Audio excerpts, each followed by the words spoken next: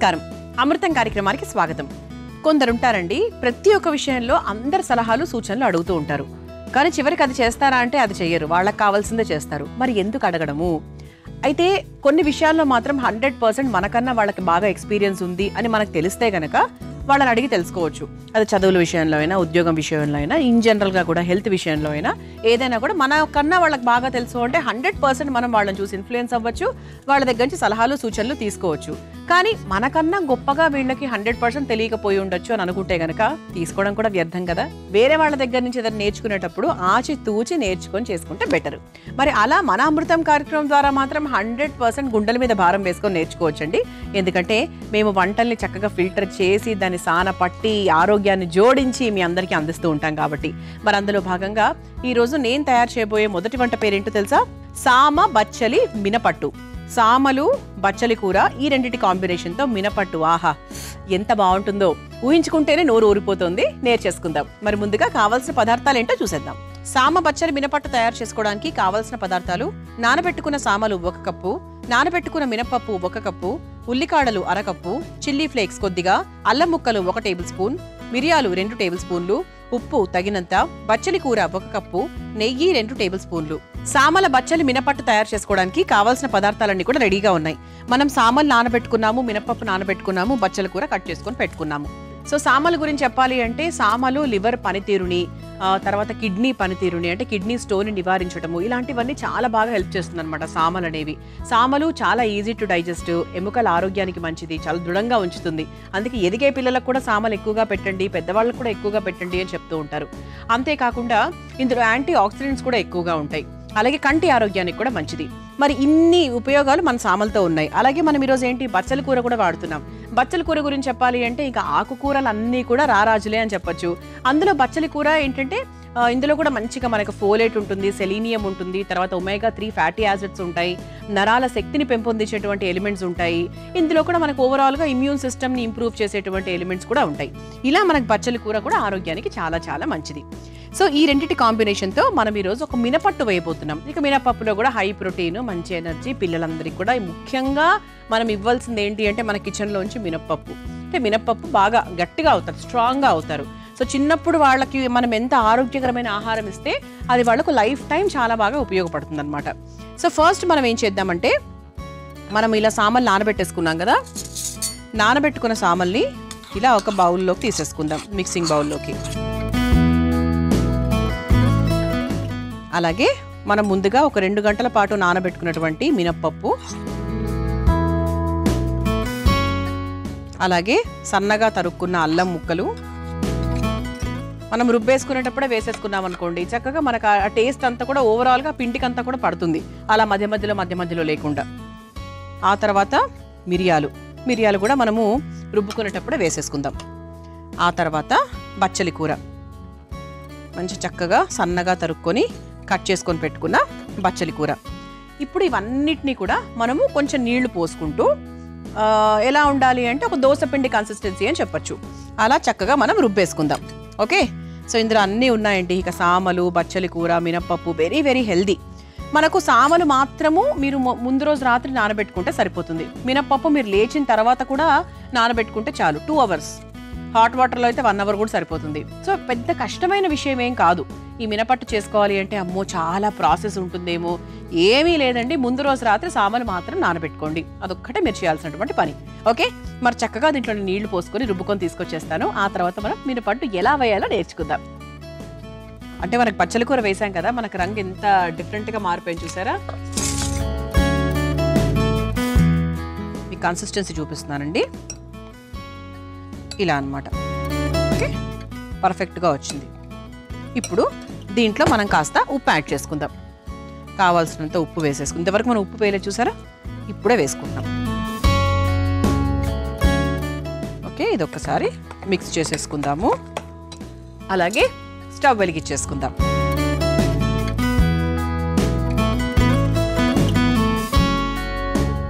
మనకు పెనం కాస్త వేడవ్వాలి. ఈలోపు ఇది ఒకసారి బాగా మిక్స్ చేసేసుకుందాం. కన్సిస్టెన్సీ సరిపోతుందండి. మీకు ఏమైనా ఇంకొంచెం వాటర్ ఏమైనా అటు ఇటుగా యాడ్ చేసుకోవాలి అనుకుంటే ఈ పాయింట్ ఆఫ్ టైంలో మీరు హ్యాపీగా యాడ్ చేసుకోవచ్చు. అండ్ అలాగే ఎప్పుడు కూడా ఏంటి అంటే మనం మొదటిగా ఏది వేసినా కూడా పెనం ఇంకా అప్పటికి సీజనింగ్ అయి ఉంటుంది కాబట్టి కొంచెం అటు ఇటుగా చెడిపోయే అవకాశం ఉంటుంది. అది చాలా కామన్ అనుకోండి. అంటే మనకు వంట రాదు దీంట్లోకి వెళ్ళిపోకూడదు మనం. పెనం ప్రాబ్లం అది, మనం ప్రాబ్లం కాదు. అంటే పెనం ఏంటి అంటే అప్పుడే మనం వాష్ చేసి ఉంటాం కదా. సో అది ఏంటి అంటే దానికి ప్రాపర్ టెంపరేచర్కి వస్తే తప్ప మనకు అట్లు కానీ దోశలు కానీ సరిగ్గా రావు. పెనం కూడా వేడైపోయింది కాబట్టి ఇప్పుడు మనం తయారు చేసుకున్నటువంటి ఈ పిండి ఏదైతే ఉందో దీన్ని చక్కగా మనం వేసేసుకుందాం.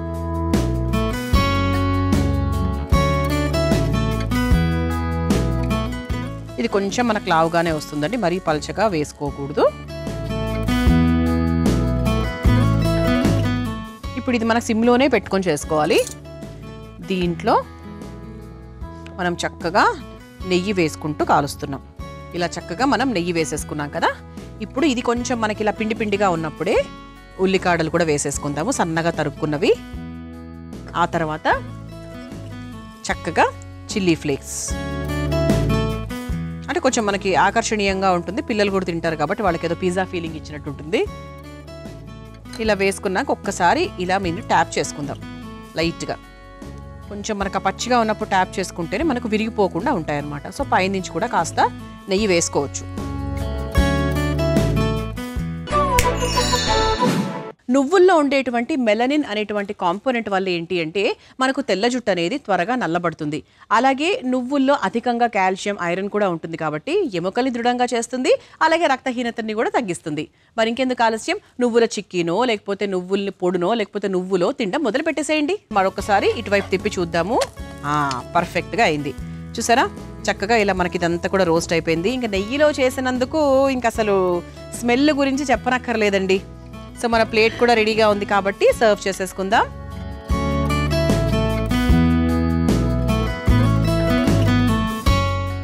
వావ్, ప్లేట్ ఎంత ఆకర్షణీయంగా ఉందో. ఈరోజు మన మినపట్టు కూడా అంతే ఆకర్షణీయంగా ఉంది. సామల బచ్చలి మినపట్టు మీ అందరి కోసం రెడీ చేసేసానండి. మరి మీరు తయారు చేసుకోవాలనుకుంటే కావాల్సిన పదార్థాలు, తయారు చేసుకునే విధానం మరొకసారి చూసేయండి. సామ బచ్చలి మినపట్టు తయారు చేసుకోవడానికి కావాల్సిన పదార్థాలు: నానబెట్టుకున్న సామలు 1 కప్పు, నానబెట్టుకున్న మినపప్పు 1 కప్పు, ఉల్లికాడలు 1/2 కప్పు, చిల్లీ ఫ్లేక్స్ కొద్దిగా, అల్లం ముక్కలు 1 టేబుల్ స్పూన్, మిరియాలు 2 టేబుల్ స్పూన్లు, ఉప్పు తగినంత, బచ్చలి కూర 1 కప్పు, నెయ్యి 2 టేబుల్ స్పూన్లు. సామ బచ్చలి మినపట్టు తయారు చేసుకునే విధానం: ముందుగా ఒక మిక్సింగ్ బౌల్లో నానబెట్టుకున్న సామలు, నానబెట్టుకున్న మినపప్పు, అల్లం ముక్కలు, మిరియాలు, తరిగిన బచ్చలి కూర వేసి దోసపిండిలాగా రుబ్బుకోవాలి. అందులో సరిపడా ఉప్పు వేసి కలిపి పెట్టుకోవాలి. ఇప్పుడు స్టవ్ వెలిగించి తవ్వాకి నెయ్యి రాసి కరిగాక అందులో సిద్ధం చేసుకున్న పిండిని అట్టులాగా వేసుకొని పైన నుంచి నెయ్యి, ఉల్లికాడలు, చిల్లీ ఫ్లేక్స్ కూడా వేసి నేతితో 2 పక్కలా కాల్చుకొని ఒక సర్వింగ్ ప్లేట్లోకి తీసుకుని సర్వ్ చేసుకుంటే సామ బచ్చలి మినపట్టు రెడీ.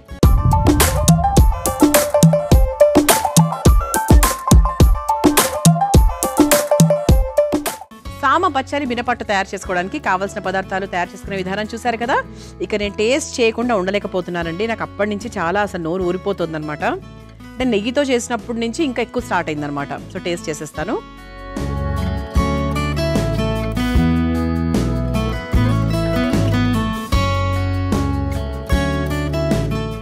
చాలా బాగుందండి. బచ్చల కూర టేస్ట్ చాలా బాగా తెలుస్తోంది. అంటే ఇందులో బచ్చల కూర ఉంది అని క్లారిటీ అయితే వస్తుంది. ఎందుకంటే మనకు పచ్చిగానే వేసేసాము అండ్ ఆల్మోస్ట్ 1 కప్పు నిండా వేసాం. ఇలా తిన్నా కూడా ఆ పిల్లలకు మనం ఆకుకూరలు పెట్టినట్టే అవుతుందండో. ఏదో పప్పులు కూరలు అది మాత్రమే కాదు, ఈ రూపంలో తిన్నా కూడా ఓకే. ఏదో ఒక రూపంలో వాళ్ళు తింటే చాలు. చాలా బాగుందండి. బచ్చల కూర రుచి చాలా బాగా తెలుస్తుంది, అల్లం ఘాటు తెలుస్తుంది, బాగుంది, కమ్మగా ఉంది. నెయ్యితో వేసాం కాబట్టి పైనుంచి కాస్త మనం చిల్లీ ఫ్లేక్స్ వేసాం కదా, ఆ టేస్ట్ కూడా చాలా బాగా యాడ్ అయిందనమాట. అలా మనకు బ్రేక్ఫాస్ట్కైనా డిన్నర్కైనా కూడా దేనికైనా కూడా చాలా చాలా బాగుంటుంది. ఇక రెండో వంటలకు వెళ్ళిపోదామా? అమృతంలో నేను తయారు చేయబోయే రెండో వంట పేరేంటో తెలుసా? కొర్రల గ్రీన్ సూప్. సాధారణంగా గ్రీన్ సూప్ అనగానే మనందరికీ చాలా ఇంట్రెస్ట్, ఎందుకంటే హెల్దీగా ఉంటుంది గ్రీన్స్ కాబట్టి అని. మరి అందులో కూడా మనకు కొర్రలతో చేస్తున్నాం కాబట్టి ఇంకెంత బాగుంటుంది, నేర్చేసుకుందాం. మరి ముందుగా కావాల్సిన పదార్థాలు ఏంటో చూసేద్దాం. కొర్రల గ్రీన్ సూప్ తయారు చేసుకోవడానికి కావాల్సిన పదార్థాలు: ఉడకబెట్టుకున్న కొర్రలు 1 కప్పు, ఉడకబెట్టుకున్న పెసరపప్పు 1 కప్పు, జీలకర్ర 1 టేబుల్ స్పూన్, మిరియాల పొడి 1/2 టేబుల్ స్పూన్, ఉప్పు తగినంత, నెయ్యి 2 టేబుల్ స్పూన్లు, బెల్లం చిటికెడు, మొక్కజొన్న గింజలు 1/2 కప్పు, పచ్చి బఠాణీ 1 కప్పు, బీన్స్ ముక్కలు 1/2 కప్పు, క్యారెట్ ముక్కలు 1/2 కప్పు, క్యాబేజ్ తరుగు 1/2 కప్పు, పాలకూర 1 కప్పు, ఉల్లికాడలు 1/2 కప్పు, పుదీనా కొద్దిగా, నిమ్మరసం కొద్దిగా. కొర్రల గ్రీన్ సూప్ తయారు చేసుకోవడానికి కావాల్సిన పదార్థాలన్నీ కూడా రెడీగా ఉన్నాయి. ఇక్కడ మనము కొర్రల్ని అలాగే పాలకూర ఈ రెండింటిని కూడా ముఖ్యమైన పదార్థాలుగా తీసుకుంటున్నాం. అయితే కొర్రల గురించి చెప్పాలి అంటే ముందుగా కొర్రలు బరువు తగ్గడానికి సూపర్, షుగర్ ఉన్న వాళ్లకు అద్భుతం. అంటే చాలా మంది ఏంటంటే షుగర్ ఉన్న వాళ్ళు ఫస్ట్ జొన్నలకు కొర్రలకు షిఫ్ట్ అయిపోతారు. అంటే బాగా లెవెల్స్ ఎక్కువగా ఉన్నాయి, వెంటనే డౌన్ చేసుకోవాలి అనుకుంటే ఇమ్మీడియట్గా వాళ్ళకి దొరికే మంత్రం ఏంటంటే ఇది. సో అలా మధుమేహంతో ఇబ్బంది పడుతున్న వారికి, డైజెషన్ చాలా బాగా అవ్వాలనుకుంటున్న వాళ్ళకి చాలా బాగా హెల్ప్ చేస్తుంది. అలాగే కఫం కూడా ఎక్కువగా పేరుకోదట.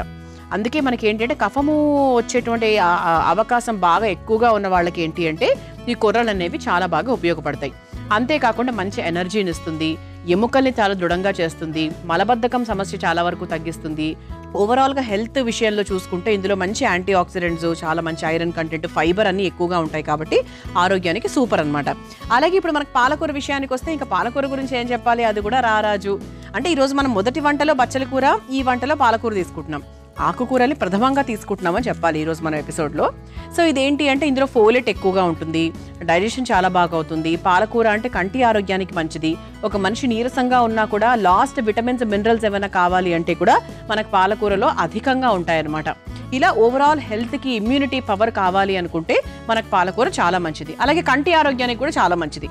అందుకే పిల్లలకు పాలకూరతో రకరకాలు ఇస్తూ ఉండండి అని చెప్తారు. అలాగే ముఖ్యంగా సూప్ ద్వారా ఇలాంటి మనకి ఆకుకూరని తీసుకుంటే ఇంకా చాలా బెనిఫిట్ అవుతుంది. అది ఎప్పుడు గుర్తుపెట్టుకోండి. ఓకే, సో ఫస్ట్ మనం ఏం చేద్దామంటే ఒక మిక్సింగ్ బౌల్ తీసేసుకుందాం. ఉడికించుకున్నటువంటి కొర్రలు ఏవైతే ఉన్నాయో అవి తీసుకుందాం.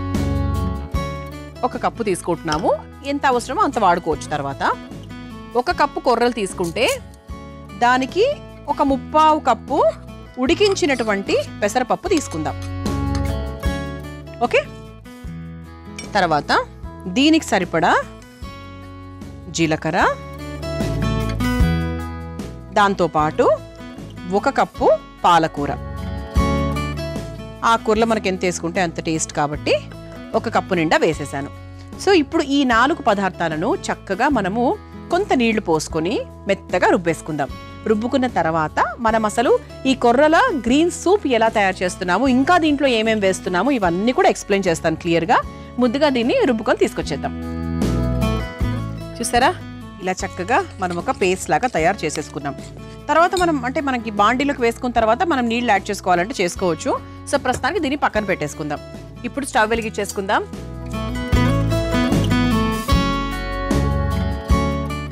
మన అసలైన ఒక సూప్ ప్రాసెస్లోకి వెళ్ళిపోతున్నాం అనమాట. ఫస్ట్ కాస్త నెయ్యితో మొదలు పెట్టేస్తున్నాను.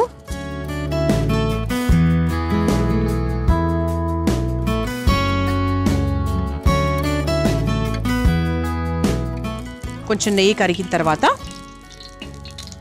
ఇక మెల్లిమెల్లిగా మనం అన్నీ కూడా వేసుకుంటూ వెళ్ళిపోవచ్చు. ముందుగా జీలకర్ర, ఆ తర్వాత సన్నగా తరుక్కున్న ఉల్లికాడలు,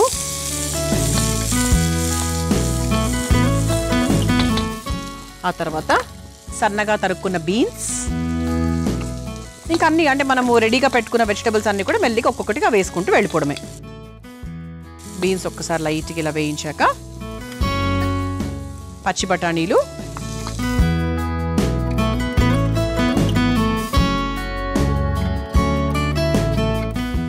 ఆ తర్వాత సన్నగా తరుక్కున్న క్యాబేజ్,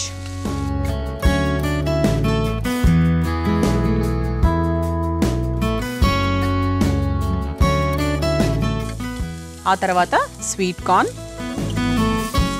సో పిల్లలందరూ కూడా ఇష్టపడతారు కాబట్టి సో చక్కగా స్వీట్ కార్న్ కూడా వేసేసాను. మొక్కజొన్న గింజలు,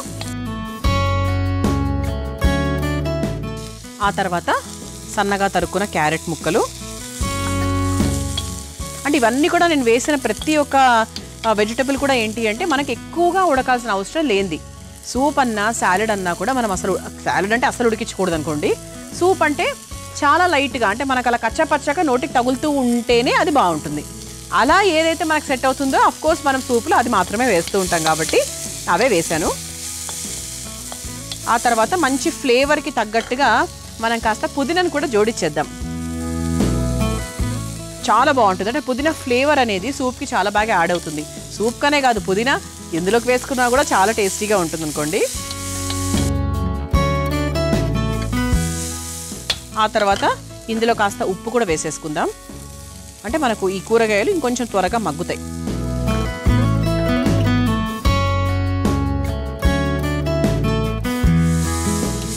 ఆ తర్వాత ఇందులో కాస్త మిరియాల పొడి కూడా వేసుకుందాం. అంటే సూప్ అంటే మనం సాధారణంగా మిరియాల పొడినే ఎక్కువగా ప్రథమంగా తీసుకుంటాం కాబట్టి అంటే ఆ రుచి మనం ఎక్కువగా ఇష్టపడతాం. ఇలా చక్కగా మిరియాల పొడి కూడా వేసేసుకున్నాం కదా.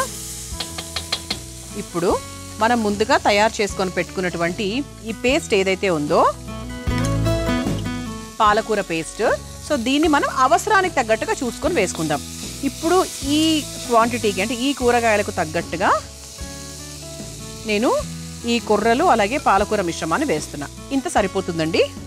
ఎందుకంటే మనకు సూపీగా చేసుకుంటాం కదా, మరి ఓవర్గా వేయకుండా మన క్వాంటిటీని బట్టి చూసుకోండి. దీంట్లో ఇప్పుడు మనం వాటర్ యాడ్ చేసుకుందాం.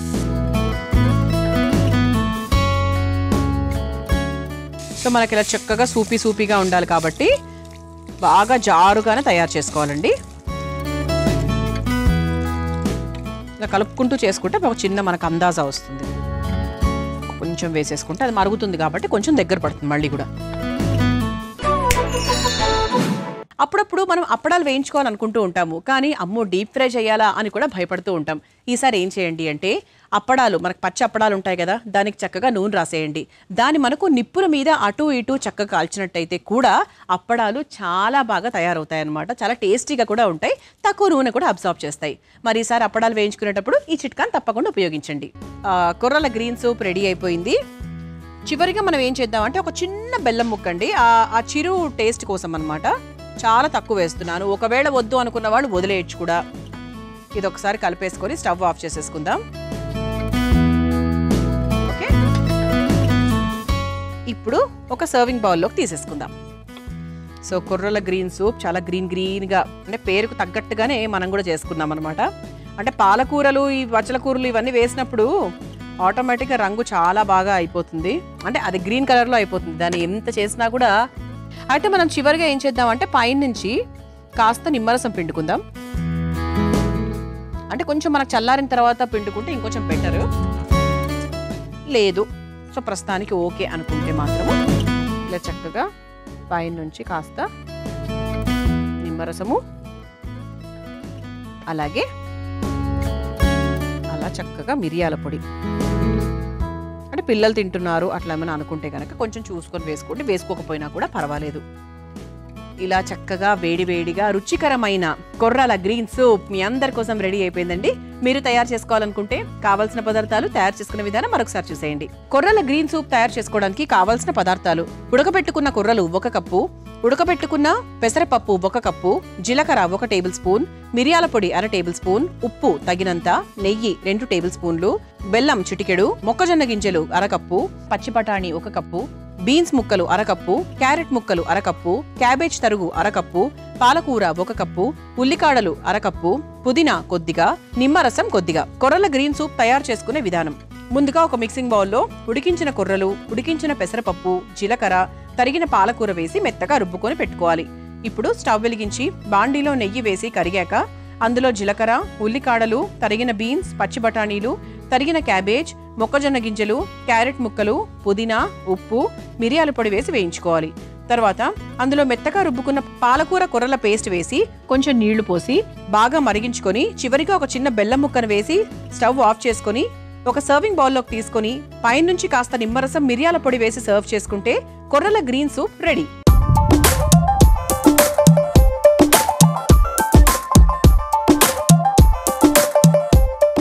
చూసారు కదా కొర్రల గ్రీన్ సూప్ ఎంత సులభంగా తయారు చేసుకోవచ్చో. రుచి చూసి ఎలా ఉందో చెప్తాను.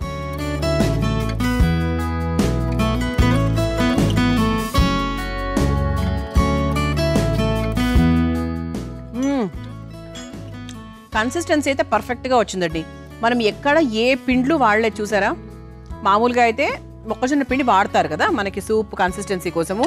మనం ఎటువంటి పిండ్లు వాడలేదు, కేవలం ఈ కన్సిస్టెన్సీ మనకు వచ్చింది దేని ద్వారా అంటే మన కొర్రల ద్వారా. సో కొర్రలు, మంచి పాలకూర, చక్కటి రుచి, ఎంత టేస్టీగా ఉందో. నిమ్మరసం చాలా బాగా యాడ్ చేసింది ఫ్లేవర్ ని మాత్రం, అదైతే 100% చెప్పగలం. చూసారు కదా ఇవాటి అమృతంలో నేను పరిచయం చేసిన 2 వంటకాలు. రేపటి అమృతంలో మరో 2 వంటకాలతో మళ్ళీ కలుసుకుందాం. అంతవరకు సెలవు, నమస్కారం. ఈ కార్యక్రమాన్ని తిరిగి చూడాలనుకుంటే www.youtube.com/ETV Life Spiritual లో చూడవచ్చు.